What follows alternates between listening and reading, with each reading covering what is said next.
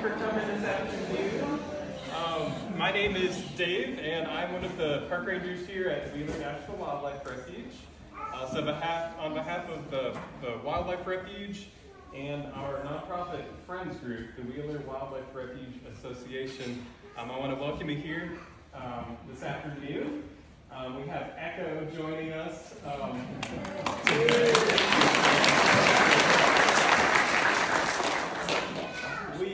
For those of you that haven't been here for a while, we've had a long few years of COVID and then renovations that took a lot longer than we had hoped. So we're excited to have a fully functioning facility again, and we're excited to have a friends group that supports our educational work on the refuge here. So you may have seen their table set up outside, and they're taking memberships. If you're interested in helping support their work, please see them while you're here this afternoon. This is a program that was put on by our friends group, and the Bat Lady, Vicky Smith, the Bat Lady, is here to share with us all sorts of fun and interesting things about bats, things that I haven't, that I might not know, things that you don't know. She's got a lot of fun stuff to share with us today, and a lot of fun activities.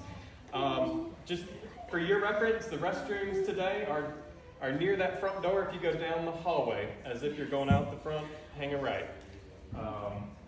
We're a little bit tight today, so if you have a space between you, if you're able to squish a little bit toward the center, please do so. If any families want to sit on the front, on the ground, if you're okay with that. Or just send your kid up. And I would like to hand it over to Miss Vicky. Yeah, if they're 7 or 8 and can sit by themselves, they're welcome to come down front. Sorry. Yeah, no. I was just going to say, Miss Vicky, the Bat Lady, is probably one of our most recognized bat experts in the state of Alabama. So we are excited to have her here to share with us this afternoon. Thank you. All right, come sit right down here. You want to face this way. So right here on the floor. That's nice. Thank y'all for giving us your seats for some adults. That is perfect.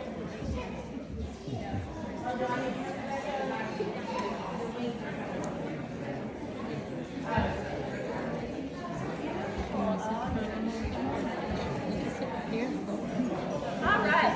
We got a few more that are going to come join us down front, and then we'll get started.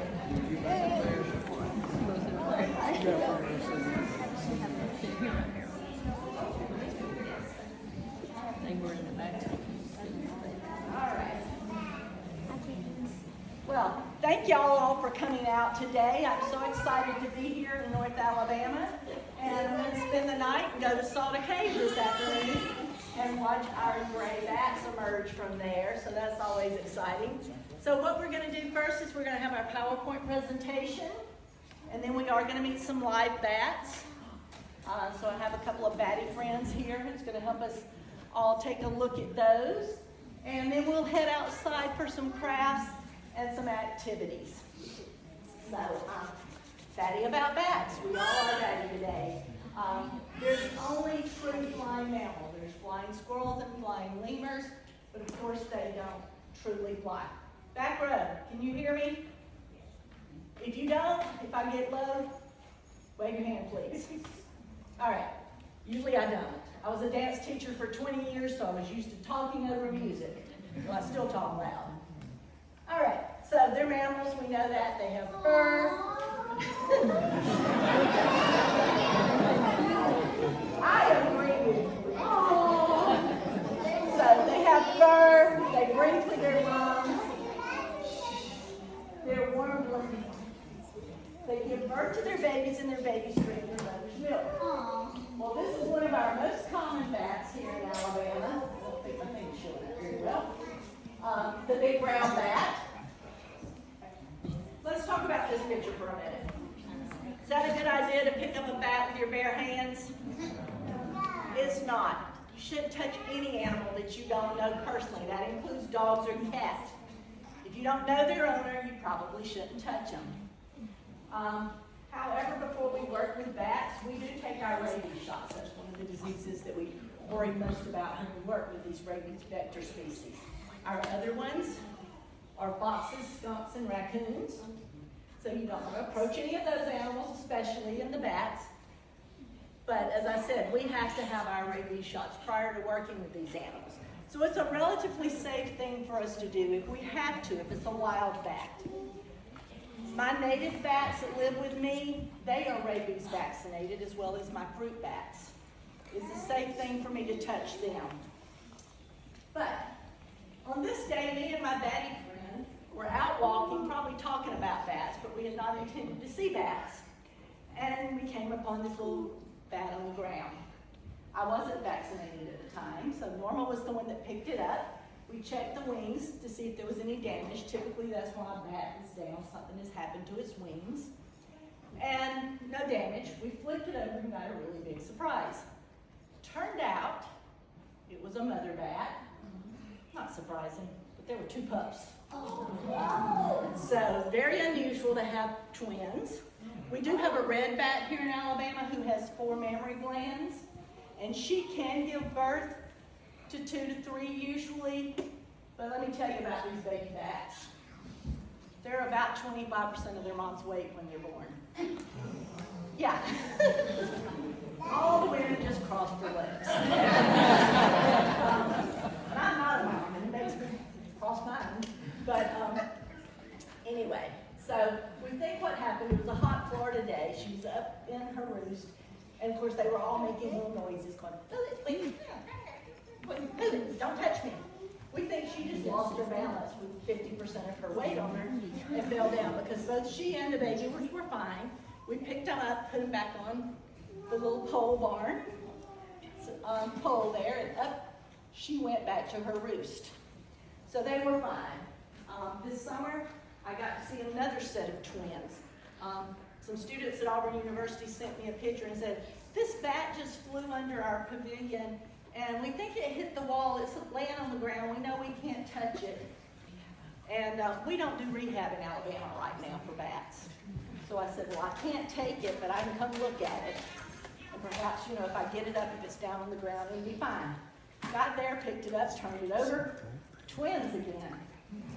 So she had just gotten on the ground and couldn't get up, because once we put her back on the tree, she drug those little twins back up that tree. They were on her belly here, and as she climbed, they'd kind of get pulled loose, and she'd take a foot and pull them right back up, and off she'd go. So it's not unheard of for them to twin.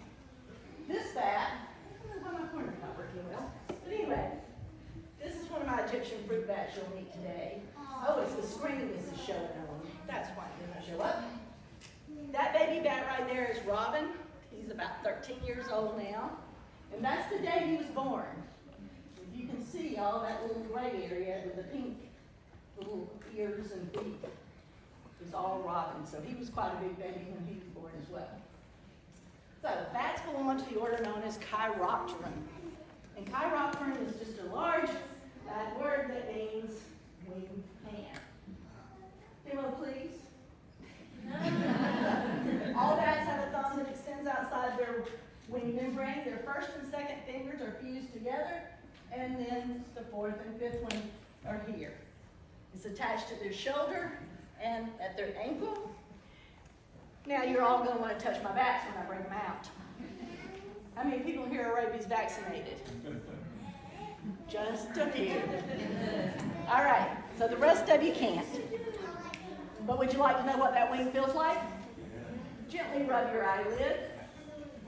If you use your ring finger, your fourth finger there, it's a little more sensitive than your other fingers. That is very much what a native bat's wing feels like. So pretty cool, isn't it? Thin, fragile, a little greasy feeling. And look how thin it is. You see the blood vessels and the elastic-like materials there?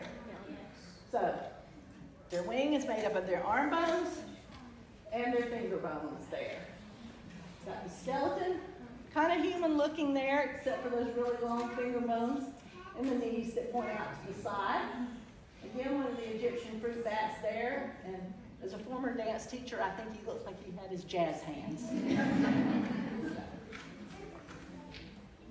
This is one of the natives that lived with me. Again, he's rabies vaccinated. So was I, so that was a safe thing for me to do. But the same wing structure is sitting there. And that's a Mexican free-tail bat. Typically that tail should come to a nice slender point. He was bitten on the tail by another bat. It got infected, and my veterinarian had to amputate the tip of his tail.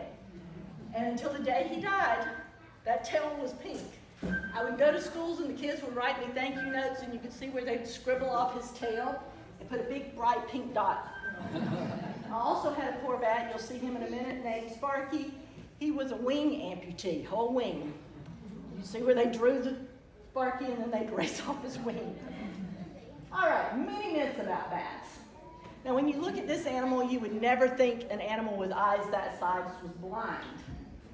But when you look at what most bats in the world look like, they have these little bitty dinky eyes and these large ears. And we know bats use echolocation to find their way in the night and to find their food. So people just assumed they were blind. Well, we now know light doesn't even really hurt their eyes. But we do know that once they find their bug, they use their eyes to look at the insect that they have chosen or have hit with their echolocation sound wave, and they'll look at it to determine if it's the right size. If it is, they'll scoop it into their mouth with a wing, or take the membrane between their legs, spread their legs, curl up their toes, make a little basket, and just fly right under that bug and catch it. And then they bend over and get it out of their basket.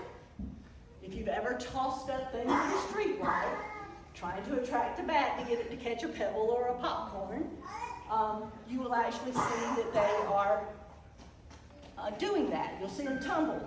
If you see them tumble, that's what has happened. They just caught that little rock or popcorn, and then you'll just see them drop it and fly off. So they're not blind. All bats have rabies. Again, that is not true. Very few of them do, like 1/2 of 1%. The problem with rabies is it's almost 100% deadly. So we want to make sure that we don't interact with bats. Okay? However, things happen. We all want to help bats, or we're in the wrong place at the wrong time.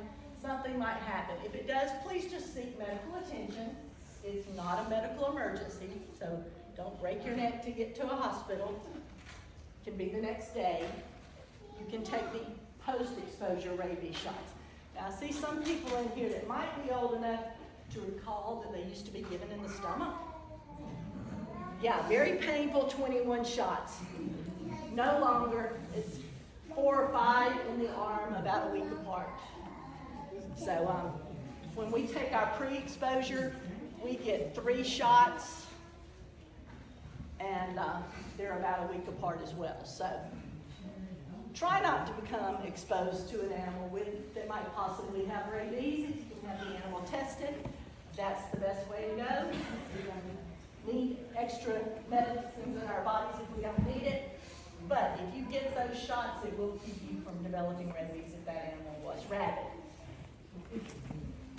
Bats or birds? What? No. How do you know that? What do birds have on their bodies? They have feathers. Feathers. And what does a bat have? Furs. Fur. Skin. Yeah, skin that's not covered and fur. They don't have beaks. They don't have beaks. Good point. And you know what else? If you look up, sometimes you can see those little fingertip-like projections on that bird's wing, and you see how his tail is squared off? There's a few birds that have V-shaped tails, but most of them are squared off. Birds will also often flap and then glide. Bats, on the other hand, have scalloped wings. They have a rounded-looking tail membrane, or it's either stretched out straight across, but normally in flight it's going to be rounded. And most of our Alabama bats kind of flutter when they fly. So, big difference is, of course, the feathers and the fur. Bats are flying rodents. No. No, absolutely not. I agree. But, and you in the back might not can see this, but remember the bat sitting on my hand, the Mexican free-tail bat, his tail was out of his tail membrane? That's what we have here. About the same size as a little mouse. So why did scientists group these 2 small mammals into different groups? These are rodents, Rodentia, and Chiroptera. Well, one is the tooth structure. Bats' teeth look more like our cats and dogs. Okay? There's the teeth. So look at those big canines. So this is a fruit bat, and he's going to use these large teeth for biting fruit right off the tree. Our insect-eating bats' teeth look like this. This is our hoary bat, and we have one of those here. This is our biggest bat in Alabama, and our foresters love our hoary bats. They eat a lot of the beetles that do damage to our forest. So you need those big, sharp teeth to crunch through the exoskeleton of those bugs. Y'all know if you've ever stepped on a beetle, you heard broke its exoskeleton. So bats have to do that with their teeth. This is what rodents' teeth look like. Those big front, long, and side. Remember, typically they only have one pup per year. Rodents, on the other hand, have litters quite often. Those are neck and mole rats. Where's the awe for this? All right, they're not bats, but they're pretty cute. But anyway, the rodents have multiple babies multiple times a year. At the end of the year, a little mouse about the same size as my Mexican free-tail bat can have given birth to 144 babies. Oh, wow. A big difference there. Bats will attack you. No. Are you sure? They will. Well, you know what? You're right. This is Salta Cave, and I am standing right outside the frame of that picture there. Those bats are coming out of that cave all around me. That was when they didn't used to have the platform there for us to stand on. We were down at the cave mouth doing a survey that night, and they were just coming out. It was so incredible. Not a single bat hit me, or bit me, or scratched me. They knew I was there. They were probably thinking, well, wait a minute, that big blob wasn't here yesterday, but let's just go around it, and they did. Dr. Merlin Tuttle actually trains bats to come and take food from him so he can get some of the wonderful bat pictures we see. He got tired of seeing pictures of bats with their mouth open and their teeth exposed like that hoary bat, because of course those animals are going to threaten us if we grab them up. So he's trained them to take food, so he's not going to attack. And they'll get tangled in your hair. That's me being silly. That's a bat I knew for over 20 years down at the Luby Bat Conservancy. And Corey was raised by humans. As a matter of fact, she was smuggled into our country. And she got dropped off at the Luby Bat Conservancy one morning. Apparently, as law enforcement was closing in on the people who had smuggled her out. Australia doesn't let their animals come out without a lot of permitting. Very few come out anyway. So when they were called and notified of this, they said, just keep it, we don't know. We knew it was missing, we've been looking too. The states were looking. As far as I know, they never caught the person who smuggled her out, but they didn't know what kind of life she had had since she'd been gone. So they let the Luby Bat Conservancy keep her. Because she was raised by humans, she was very friendly toward us. And her favorite game, who's got a little brother or sister? Right here. Yep, okay, y'all will relate to this. You know when they're a baby and you stick them in a high chair, and you give them something, what happens to that toy? Or they throw it off, right? And then you pick it up, and you put it back, and what happens again? Yep, they throw it off again, throw it again, don't they? Well, Corey liked to play, just like a 2-year-old does. And her favorite thing was to steal what was on my head. And I normally had my glasses sitting up on my head. And she would take her big thumbs and she would take them off and she'd drop them on the ground. Well, I thought I was smarter than a bat, so I put on my heavy hat and went in her cage and she stole it too. Anyway, there are now over 1,400 different species of bats. I believe the last number I saw was 1,469. I've given up on trying to keep up with it. What happens is we have discovered a few more bats, but we've also discovered that some bats that we thought were subspecies should actually be their own species. So that number has rapidly risen over the years as we have done more DNA tests. So, we have 47 species in the U.S., and all but 3 of the ones that live in the U.S. are insect eaters. Throughout the world, bats eat a lot of different things, and we'll get to a slide on that. But for us, we love having those 44 species of bats in the U.S. that eat insects. Those that do not eat insects eat nectar and pollen, like cactus plants out west, and they are also important pollinators of the agave plant. Who knows why humans like agave plants? Tequila. Raise a glass to a bat next time you have some. So, we have 16 species of bats in Alabama as of May 2024. Up until then, we had 15. We had always thought the eastern small-footed bat should be found in Alabama. They're in Tennessee and Georgia, but we've never documented it. It was documented right over here at Cathedral Caverns. And we caught a second one this year, so we know we have those. Oh, cool. All right. So, let's see what's next here. All right.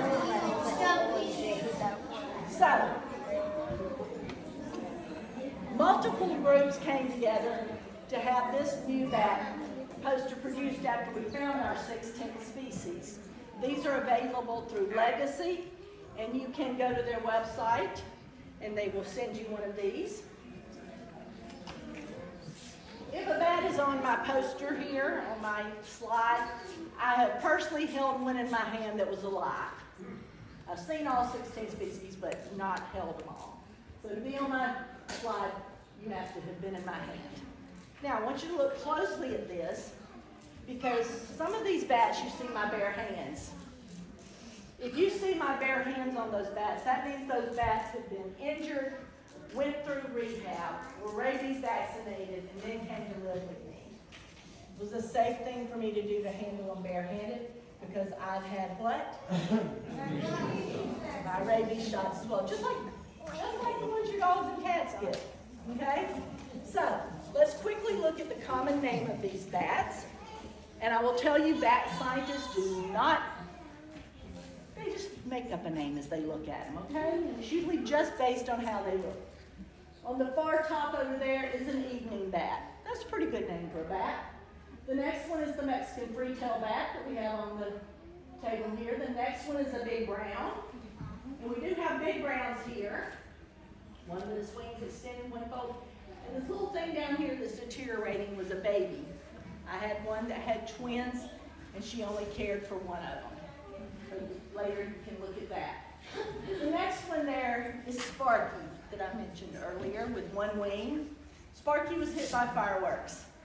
Sparky was hit by fireworks. Back, Rose, waving at me. Thank you. So Sparky was hit by fireworks. On July 5th, a family found him, and he was badly burned. They picked him up by scooping him into a box, took him to a veterinarian, and in order to save his life, she had to amputate his wing. So obviously he wasn't going back to the wild. He lived with me for 11 years. So he lived out his entire lifespan just about with me. The next one there is a red bat, and that is female. The female is here. She is much browner looking. They're one of the few bats that exhibit sexual dimorphism, which means you can look at them from a distance and tell if they're male or female. The next bat I was thrilled to meet, he was not thrilled to meet me. That is our silver-haired bat. And as you can see, he has these beautiful dark hair with silver running through it. I am looking more and more like him every day. And the Seminole bat. The next one is the hoary bat. Look what a cute little teddy bear-like face he has when he's not trying to bite me with those teeth. There you go, that's an off. We have the little brown bat. Here is our eastern small-footed bat, who's kind enough to show us how small his foot was. He's about the same size as these 3 bats, but his foot is noticeably smaller. These 3 are our endangered bats here in Alabama. We have our gray bat, which is at Salta, Indiana. We do have some of those that use Salta, and this is our northern long-eared bat. Now these two bats have been on the endangered species list since the 70s. Their numbers are coming up. The big reason we still have them on that list is because of habitat destruction. They use this area that has the caves. There's only about 7 or 8 caves that are used during the winter as hibernation caves for them. So they're hibernaculums. If something were to happen to any of those caves, a good number of bats would be wiped out. The northern long-eared has been affected by white nose syndrome, and I'm sure some of you have heard of that. It's a cold weather fungus that attacks our cave-dwelling bats. We have found it on the gray bats, but we have not seen the mortality rate we have with other bats. It wipes out 90% of bats in some cases. It's been very distressful as a member of the Alabama Bat Working Group who does surveys yearly on bats. We used to catch lots of bats. Now we don't catch so many. We went back and did a survey a couple of years ago, right before white nose hit, and we went back to the exact same net sites because we keep our GPS information. Reset those nets, and instead of catching over 400 in one night, we caught less than 100. So pretty distressing. And this little guy is our tricolored bat, and he's called tricolored. And some of you might have heard of the eastern pipistrelle and called them pips. Well, this little pip is now known as the tricolored bat. We thought he was a subspecies of the western pipistrelle. Turns out he needs to be in his own group. And so he's called a tricolored bat because he's got 3 colors of hair, 3 colors on each piece of hair, Down near the skin it's dark, and in the middle it's light, and up on the end it's that nice tawny brown. This bat was in a cave in this area. So hopefully we're finding they're kind of moving out of caves and into culverts and other areas. So hopefully we're not going to have to end up listing them. So yeah, let's just take a quick look at the different shapes and colors of bats. The largest one is and we're going to use see this. Let's see here.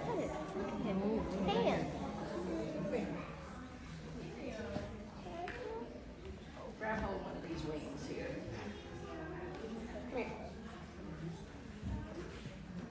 So we traced that bat while we had him knocked down for some medical procedures. There you go. Oh, great demonstrators.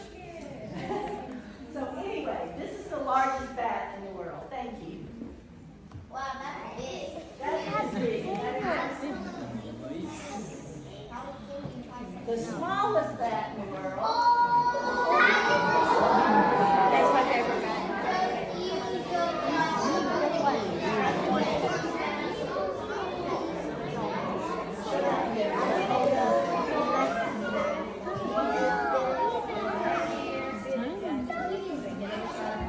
There we go. Hop up here. There you go. The bumblebee bat. It's a baby here. Little baby. So that's a big range in the different sizes of bats. Have you collected these small ones yet? So we've got the sweet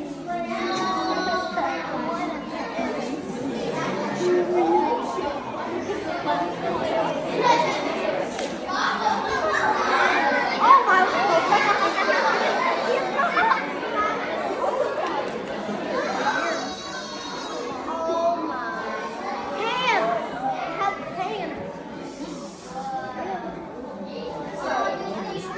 What makes a bat a bat?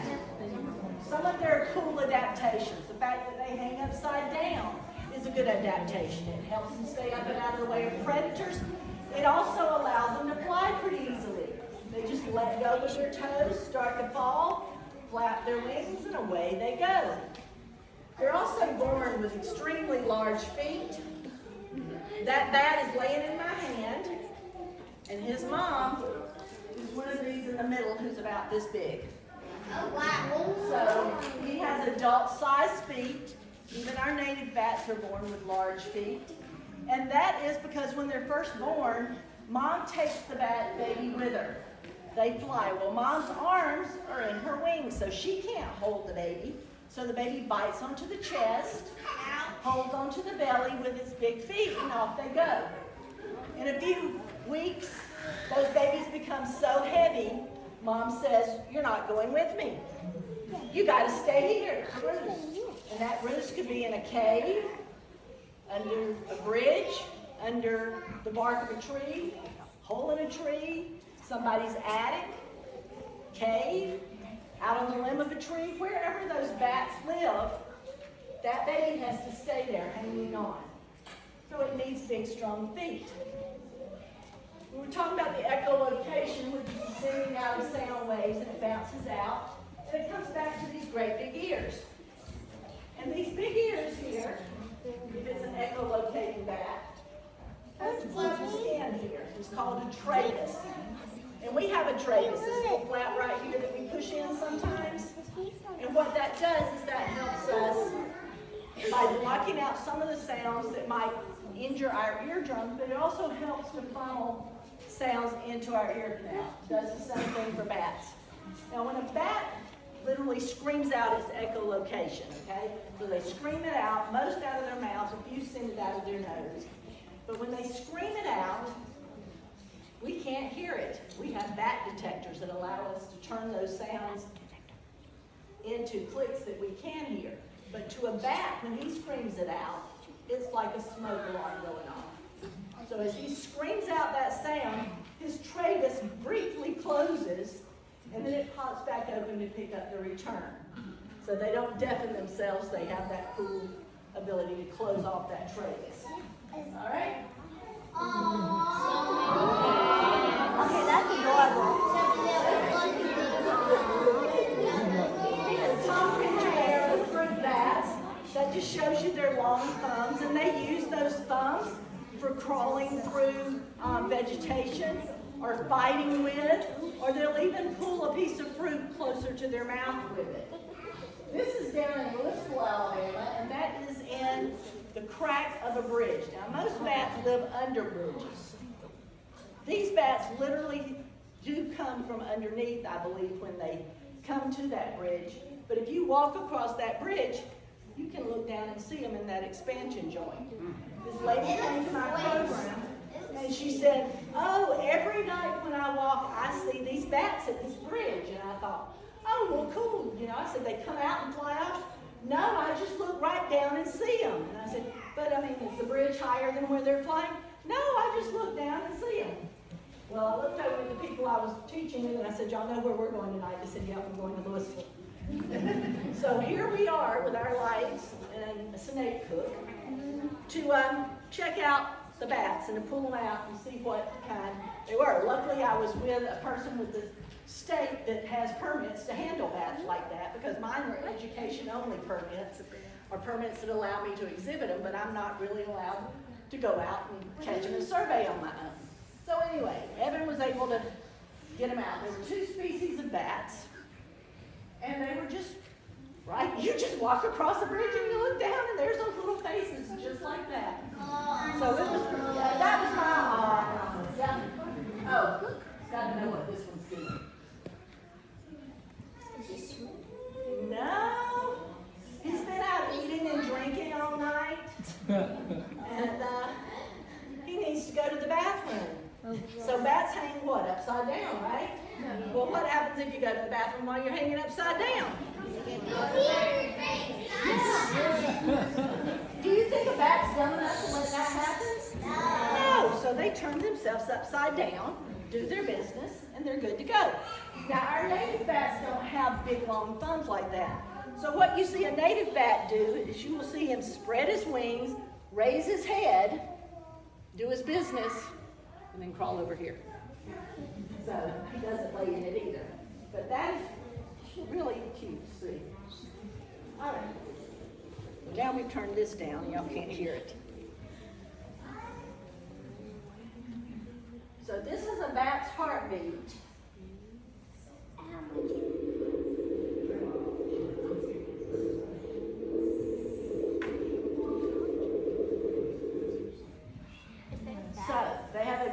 fast metabolism. During the day, when they go to sleep, and we all know bats are sleeping during the day, it's called torpor. And their torpor allows them to rest and conserve energy. They lower their body temperature, they lower their heart rate, and they even lower their respiration rate. So they're in a little mini hibernation. So he was waking up from under anesthesia. So they're found throughout the world, except in the very hottest and coldest places. So they get divided into two groups. We call them microbats and megabats. Microbats are the ones that eat insects. Megabats are the ones that eat fruit and drink nectar and eat pollen mostly. I meant to ask this earlier, but was your dog the one with the license plate that said Megabat? No? No. No, mine doesn't. Echo, did you know that card that says megabat? There you go. It's one of the other of us, and there are a few other batty people around. But, all right. So mine has a sign on the back window that says "Bats on board." All right. So we got microbats and megabats. Let's see how you can tell the difference by looking at them. The megabats are usually large, but not always. They can even be smaller than a microbat. But they cross their wings across their body. They have big eyes, little dog-like looking faces quite often, normal looking noses. And if they're hanging, you can see that the membrane between their legs is a V shape. They look like they're wearing pants. Okay? And they can also put their wings beside their body. If you pull out a megabat's wing, not only do they have a thumb, but they have a claw on their first finger. The microbats, they're the ones with the big ears and that tragus. Remember the tragus? Sometimes they have funny looking noses. They've got those dinky eyes, and they've got the membrane that goes from leg to leg. They don't look like they're wearing pants. Sometimes kids say they look like they're wearing skirts, but sometimes it looks more V-shaped like this, or triangular, but it goes from ankle to ankle. Where you've got these bats that are the megabats, they have that membrane that goes up. And we will look at, and a couple of cutouts here will be easier for you to see. The microbats can only put their wings beside their body. Y'all come help? Yeah, you come with them, one in each one of them.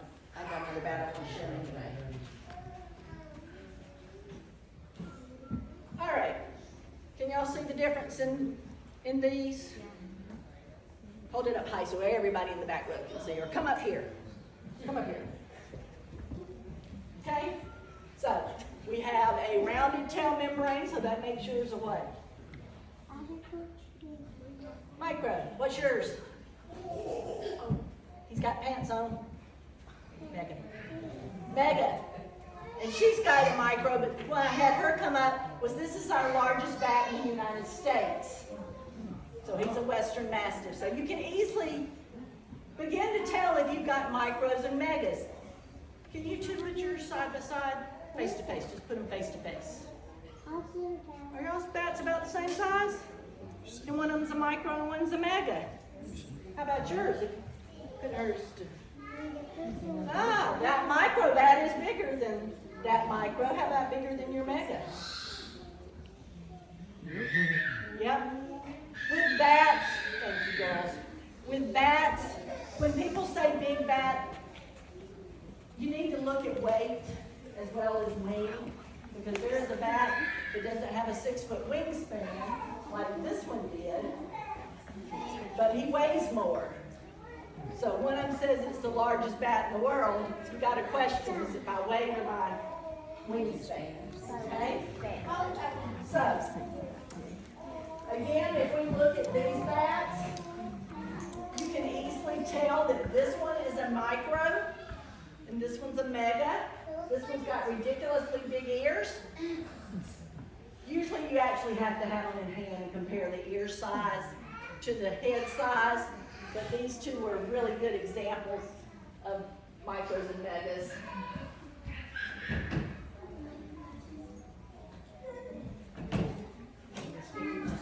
Put it back on the wrong side.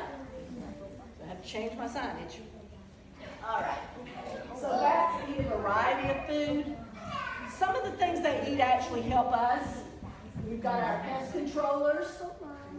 About 70% of all bats are insectivores. And we have found that they save farmers about $3 billion dollars a year. Okay? We've got the pollinators. We've already talked about how those are important to humans. The tequila and other plants that we use for spices and eating. And the seed dispersers, they help disperse fruit seeds for us. You have bats that eat fish. You have bats that catch and eat frogs. You have bats that catch and eat birds. This one will even eat other bats. That's this one. And your vampire bats, there are 3 species. They all live in South and Central America. They do drink blood. 2 of them prefer the blood of birds. 1 will drink mammal blood. And you know from Hollywood movies, that's what happens. Huge bat, bite in the neck, suck out all the blood. Wrong. A vampire bat is about the same size as our hoary bat. They weigh about 50 grams when they're full. And today you will have an opportunity to make a little cup of sand that you can measure out and see what some of these bats would feel like if you had them in your hand. So you can do a vampire bat, see how much it weighs. So they're about this size. They take about a tablespoon of blood a night. Oh, wow. Yep. So there's a movie I watch at Halloween that I consider a comedy. It's called Bats with Diamond Phillips. That movie, the artistic liberties they took with those bats and what they can do, I just sit there and shake my head and go, they didn't consult. They didn't consult. So this is not what happened. That's one of my teachers and one of her students there. So I did programs. Is he attacking? Is he? Oh. Yep. So how bats help humans? We study them in various ways. They're easy to knock down with isophorin. We can look at the blood vessels and see medicine that we give them, track them through, so they are used to test medicines. The vampire bat, their saliva is actually an anticoagulant. So we have actually started using or trying to make that to use for blood clots and things.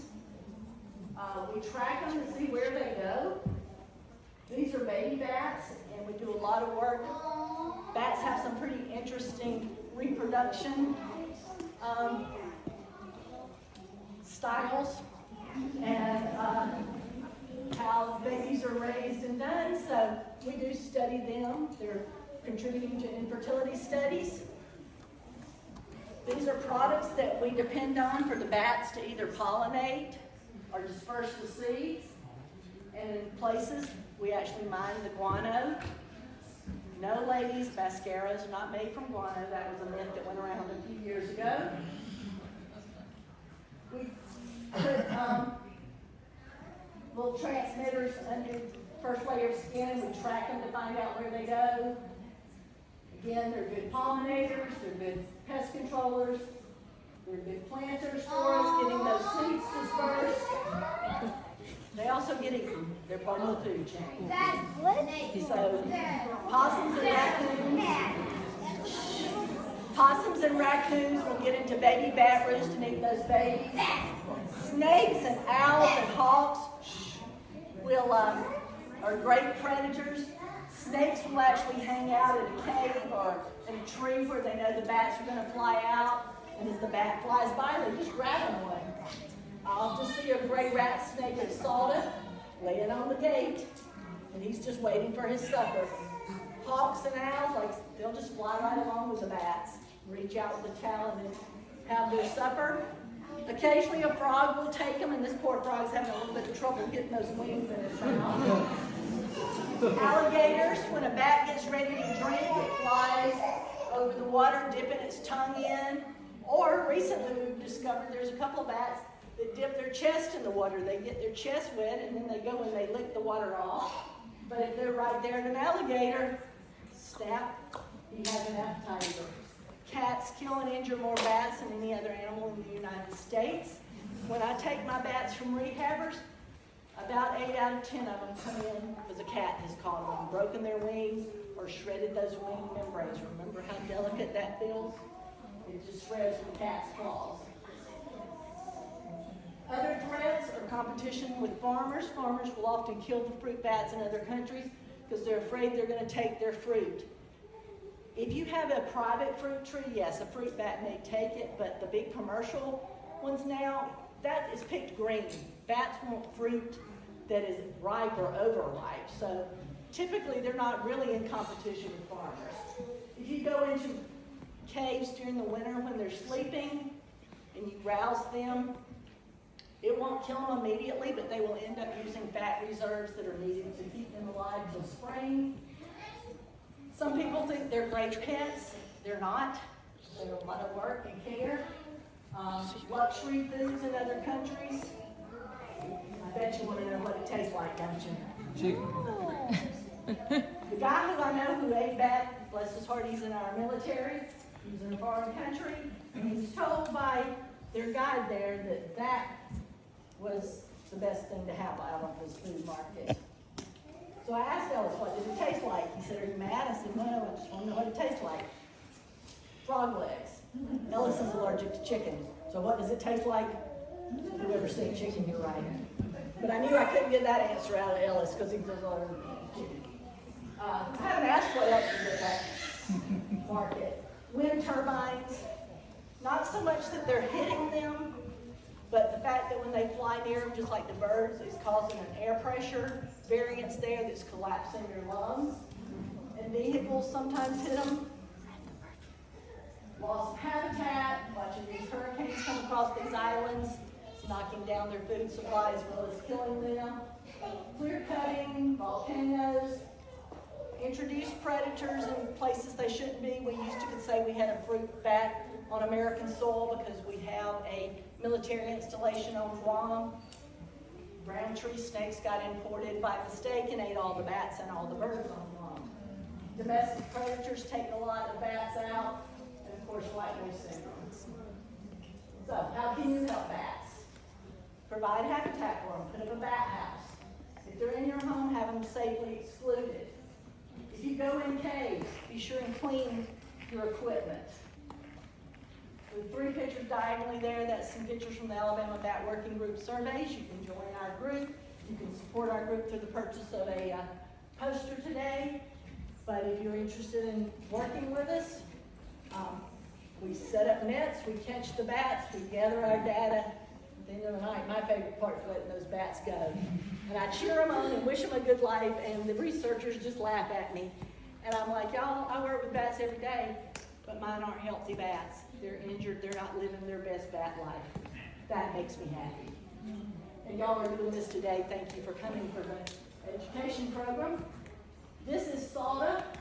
Let me see if I can get it to play. You'll see the bats flying, and what you will hear will be the echolocation sound waves that I've used my bat detector. And there are many styles of them. They even have them small enough that plug into your cell phone now. And so you'll hear that sound. See if we can get the video going. There they are flying.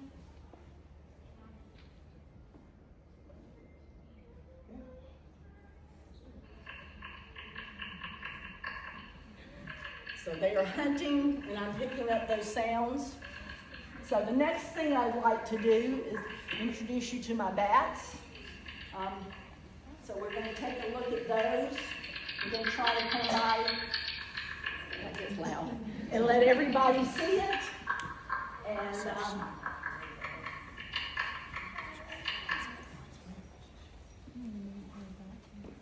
so we're going to meet these today. And I know, so I'm going to ask that you just sit still will come to you. I'm going to have 3 or 4 people, if I've talked to you prior to helping me, if you'll come up and help. We'll carry the native bats around in the cage. I'll have a fruit bat on my glove. And I wear a glove with the fruit bats, not because I'm worried about rabies. They are rabies vaccinated. You saw the teeth, right? Yes. If they get upset, they bite. So we're going to look at them, and then we'll head outside to some of our crafts and things. I will bring the native bats out there, and while we're out there, I'll try to get them to eat some mealworms and get them to echolocate for us out there. Okay? So, let's see, Miss Jasmine. Let's give you Kate Bettina. Yep, she's a big brown. This is Leslie. She's an evening bat. Hi. All right. I'll start on that. What do you have, Kayla? Leslie. Leslie. The Okay. evening bat. So if somebody wants to carry, no, an adult. Don't I have Sarah here? Do I have any more friends here? Are they sleeping? Yeah, I do. Are they sleeping right now? They are.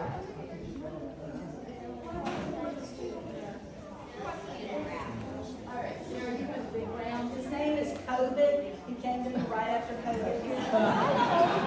And you have the Colonel. The Colonel is an evening. So what do you have to do? Oh, so why don't you go to the back? Sarah. Oh, yeah, you start up here. You go to the back. That's got an evening and a big brown, and then we've got a evening and a big brown. The baby. Leslie. Yeah, she's trying to sleep. It's the middle of the night for her.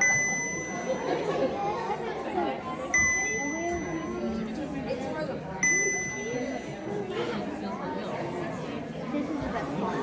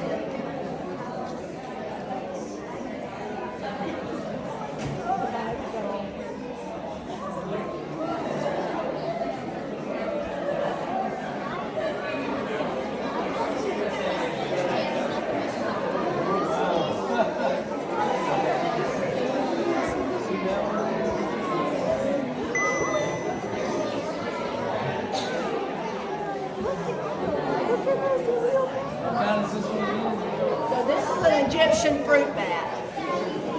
Yeah, you can, I'm sorry. You still have to have your rabies shot. You can't pet him either.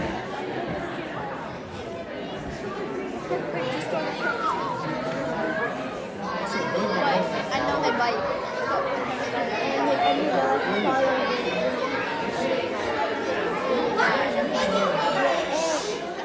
She is trembling not because she's afraid, but because she's trying to wake up. She has been in torpor.